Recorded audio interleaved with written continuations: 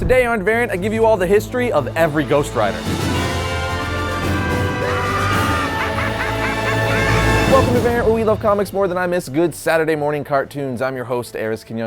Hands down, the most requested episode for the past month or two has been a history of Ghost Rider and a history of Gohan, which we might get to in November, but again, might. Anyway, as I said before, I held off on Ghost Rider to kick off our Halloween-themed episodes for all of October. But since I kept y'all waiting for a hot minute, I'm not just going to give you the history of the newest Ghost Rider, Robbie Reyes. Oh no. I'm going to give you a brief history of every Ghost Rider because, quite frankly, I think you all deserve it.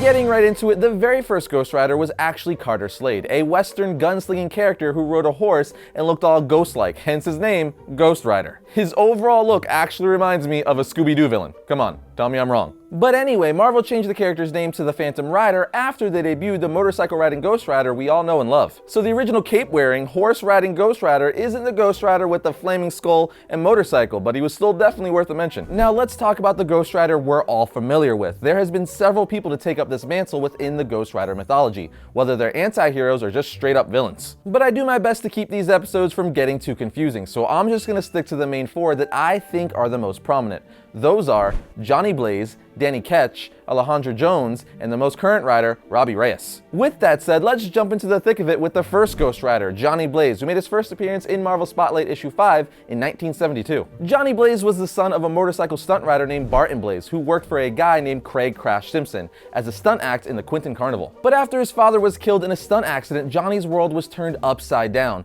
at the loss of the only family he had. Thankfully, Johnny was adopted by Crash Simpson and his wife Mona, and grew very close to their daughter, Roxanne. Long story short, Crash Simpson later discovers that he had cancer and didn't have long to live. So Johnny, not wanting to lose yet another father figure, vowed to do whatever he needed to do to save Crash's life, no matter the cost. The opportunity presented itself when the devil, who would later be revealed to be the demon Mephisto, offered to spare Crash's life in exchange for Johnny's soul. The devil's deal also came with the condition that one day he would return to collect his fee for curing Crash of cancer. Not surprisingly, Mephisto didn't hold up his end of the deal, and Crash Simpson died almost immediately after during a motorcycle stunt accident. Talk about a loophole. After Crash died, Mephisto was like, it's time to collect my fee, so he declared that Johnny Blaze would become his emissary in the Dark Hours, and in the light he would join him in Hades. He then attached the spirit of vengeance Zarathos to Johnny Blaze himself, which allowed him to become the Ghost Rider. As Ghost Rider, Johnny inflicts pain on bad guys with the Penance stare,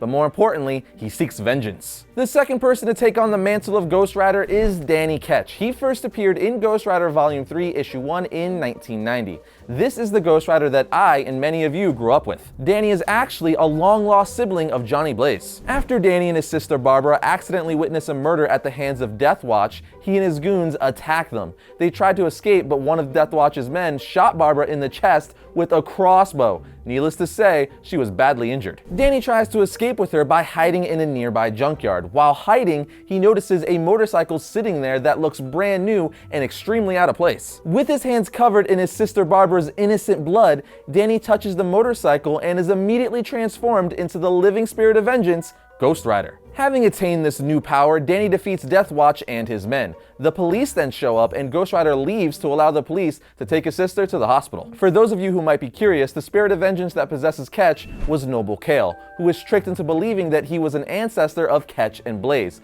only to later find out that he was lied to by Mephisto and Blackheart. Again, you think it would be common sense, you just can't trust the devil or a demon. It's not a good idea, people. But let's move on to the next Ghost Rider because we still have two more to talk about, and then powers and abilities, and of course, reading recommendations. But are you guys enjoying the episode so far? I thought you might.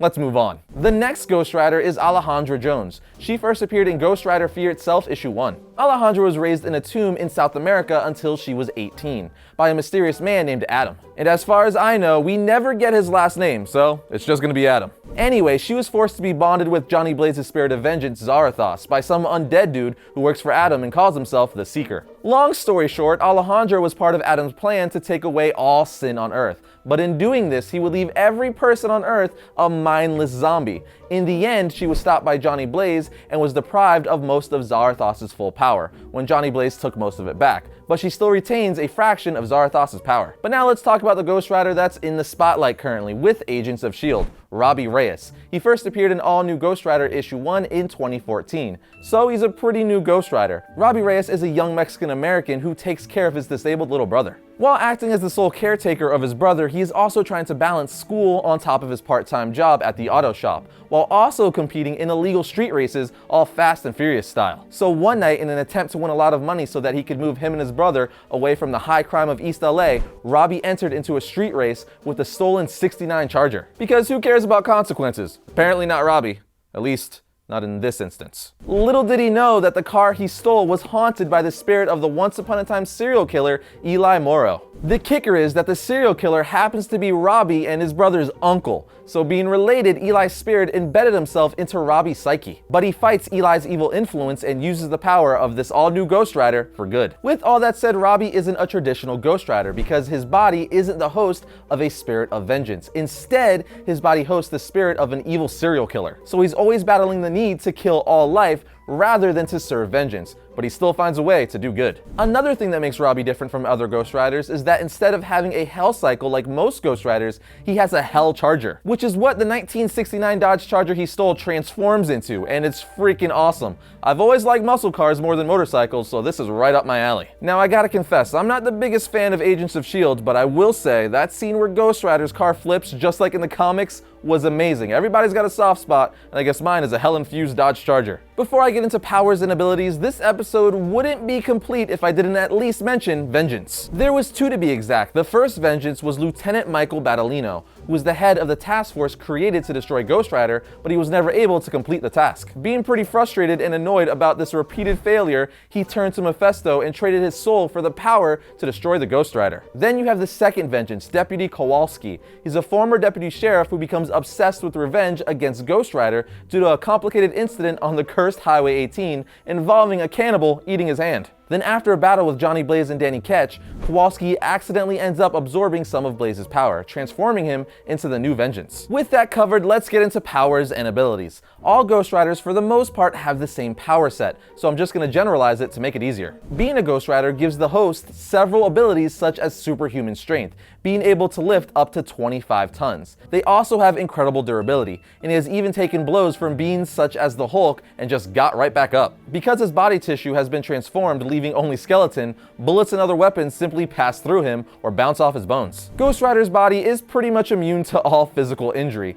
and he is seemingly not able to feel pain and able to survive any injury, unless it's from a weapon forged from heaven. He also has a healing factor. Ghost Rider can instantly regenerate any damage done by any attack, including completely regenerating lost limbs or even regenerating his skull without any pain. Next in line, Ghost Rider can create and control a mystical fire known as Hellfire. Hellfire is a supernatural flame that engulfs the soul of a person, but can also be used to burn their physical body. The riders are able to use this fire in many different ways, including projecting it from their hands, eyes, mouth, or even channel it into their weapons like his shotgun. And I can't forget to mention that he is able to generate insanely powerful Hellfire explosions capable of bringing great pain to powerhouses like the Hulk. Moving on, the Ghost Rider also carries an enchanted chain that can cut through almost anything and is able to expand in length at the will of the Ghost Rider. Next up is the Penance Stare. This gives the rider the ability to cause any individual who stares into his eyes to see and feel all pain that they have ever inflicted on another person in their entire life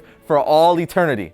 Yeah. Let that one sink in for just a second. Ghost Rider also has recently demonstrated the ability to increase his size. And lastly, of course, there's his Hell Cycle. It can travel faster than any man-made vehicle and can do some crazy stuff such as drive up walls, drive over water, and make impossibly long jumps. And everything I just said about the Hell Cycle also applies to Robbie's '69 Charger, as it becomes a supernatural vehicle as well. Now, before I give you all reading recommendations, I just wanted to say, as always, I know there are several elements that I left out of Ghost Rider's history. This is just an overview of each primary rider. So maybe in the future, I'll get a little more in depth by giving each individual rider their own episode. But with that said, of course I have to finish this out with giving some Ghost Rider reading recommendations. You have Marvel Spotlight issue 5, Ghost Rider Danny Ketch Classic Volume 1, Ghost Rider Volume 1 Hellbent and Heavenbound, Ghost Rider Volume 2 The Last Stand, All New Ghost Rider Volume 1 Engine and Vengeance, and All New Ghost Rider Volume 2 Legend.